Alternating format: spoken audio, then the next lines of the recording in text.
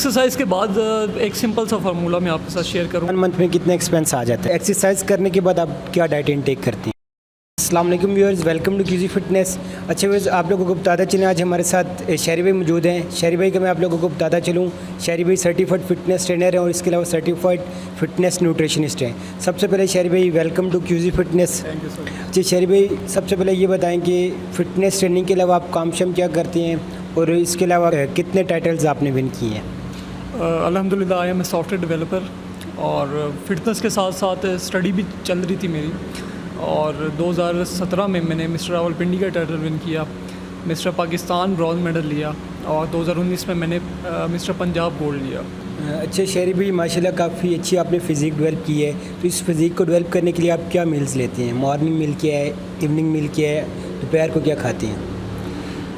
मेरा दिन जब स्टार्ट होता है तो सबसे पहला मील जो मेरा होता है वो ओट्स, ठीक है। ओट्स के अंदर मैं ड्राई फ्रूट वगैरह ऐड करता हूँ और ड्राई फ्रूट में बादाम ऐड कर दिया और अखरोट ऐड कर दिया और किशमिश थोड़ी सी ऐड कर दी। शुगर मैं नहीं यूज़ करता उसमें, जो किशमिश होती है और डेट्स वगैरह यूज़ करता हूँ, उससे वो शुगर की क्रेविंग ख़त्म हो जाती है। इसके अलावा एग वाइट्स तकरीबन 2 घंटे बाद मैं एग वाइट्स यूज़ करता हूँ और उसके तकरीबन 3-4 घंटे बाद मैं एक जो लंच है प्रॉपर, वो रोटी, और ऑफ सीज़न की बात कर रहा हूँ मैं, ये रोटी वगैरह यूज़ करता हूँ और या एग वाइट्स के साथ मैं वाइट राइस यूज़ कर लेता हूँ बॉइल्ड, साथ में थोड़ा चिकन यूज़ कर लिया, सैलड यूज़ कर लिया। उसके बाद मैं जब ऑफिस से आता हूँ तो अगर मैं ऑफ सीज़न हूँ मोस्टली मैं एक आध रोटी यूज़ कर लेता हूँ और अगर मैंने रोटी सुबह ना खाई हो तो मैं चावल वगैरह यूज़ कर लेता हूँ। और उसके बाद मेरी जिम की रूटीन होती है। जिम से पहले मैं बनानास वगैरह यूज़ करता हूँ और ब्लैक कॉफ़ी यूज़ कर लेता हूँ। जिम जाता हूँ, ट्रेनिंग करता हूँ और प्रोटीन शेक मेरा साथ चलता है उसके पोस्ट के तौर पर, जैसे मैं वर्कआउट मेरा ख़त्म होता है, क्योंकि मेरे जिम और मेरे घर में जो डिस्टेंस है वो तकरीबन 25 to 30 मिनट्स का डिस्टेंस है।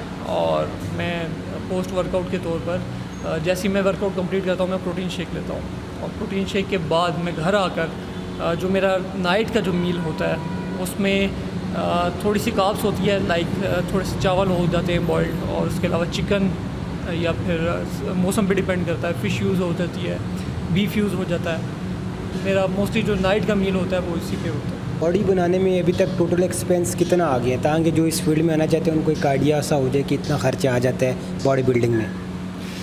देखिए, डिपेंड करता है आप स्टार्ट कहाँ से कर रहे हैं, ठीक है। आपने सुना होगा slow and steady wins the race, तो मेरा भी यही गोल होता है कि जी मैं कुछ लोगों को मैंने देखा है वो ये करते हैं कि जी 3 मंथ के लिए जिम आए हैं, उन्होंने अच्छा खासा बजट उसके लिए रखा होता है कि जी जिम जाएंगे तो हमारा ये बजट होगा और हम 30,000 रुपये मंथ के लगाएंगे, 40,000 मंथ के लगाएंगे।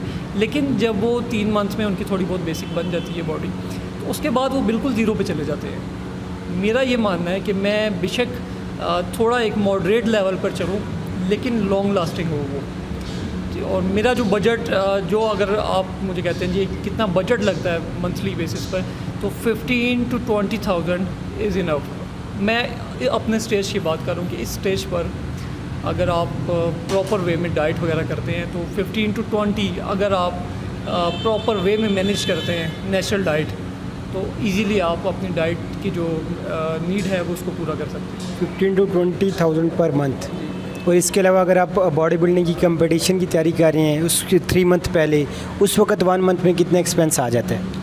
30 to 40,000 उसमें आ जाता है। सप्लीमेंटेशंस वगैरह भी होते हैं, क्योंकि ये जो मैंने आपको रेंज बताई है 15 to 20, ये है वगैरह सप्लीमेंट्स के, मतलब नेचुरल डाइट की जो आपकी रेंज है वो भी अगर आप प्रॉपर वे में अपना बजट यूटिलाइज़ करें, तो अगर आप तैयारी कर रहे हो उसमें तो आपकी डाइट बहुत ज़्यादा हुई भी होती है। तो मैक्सिमम जो बजट अभी तक मेरा यूज़ हुआ है वो पर मंथ का 40,000 आप उससे कह सकते हैं। और शहरी भाई, अक्सर व्यूअर्स को ये नहीं पता होता कि एक्सरसाइज करने से पहले क्या डाइट लें और एक्सरसाइज करके फिर क्या डाइट लें। आप क्या लेते हैं एक्सरसाइज करने से पहले डाइट, और एक्सरसाइज करने के बाद आप क्या डाइट इनटेक करते हैं?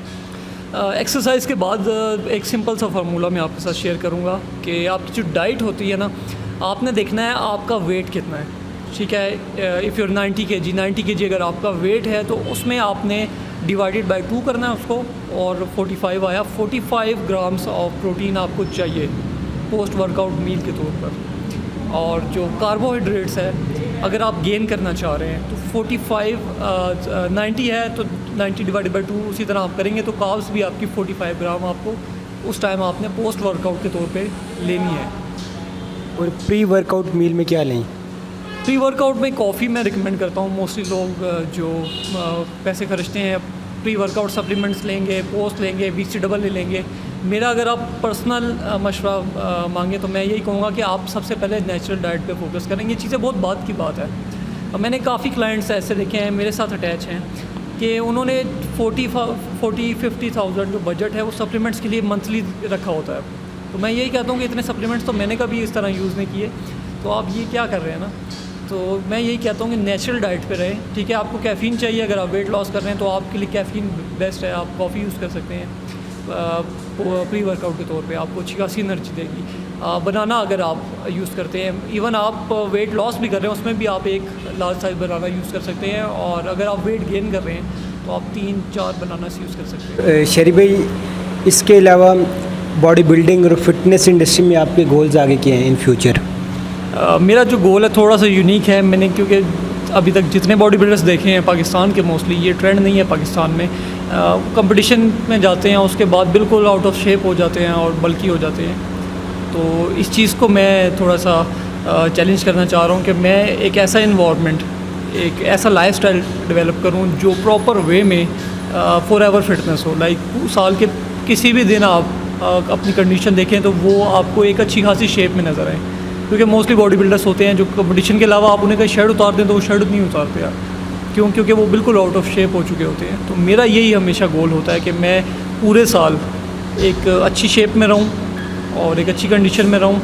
और कंपटीशन की जो शेप और कंडीशन होती है वो तो बहुत ही ज़्यादा अच्छी होती है, लेकिन उसके अलावा जो ऑफ सीज़न के डेज होते हैं उसमें भी मैं एक अच्छी कंडीशन में रहूं।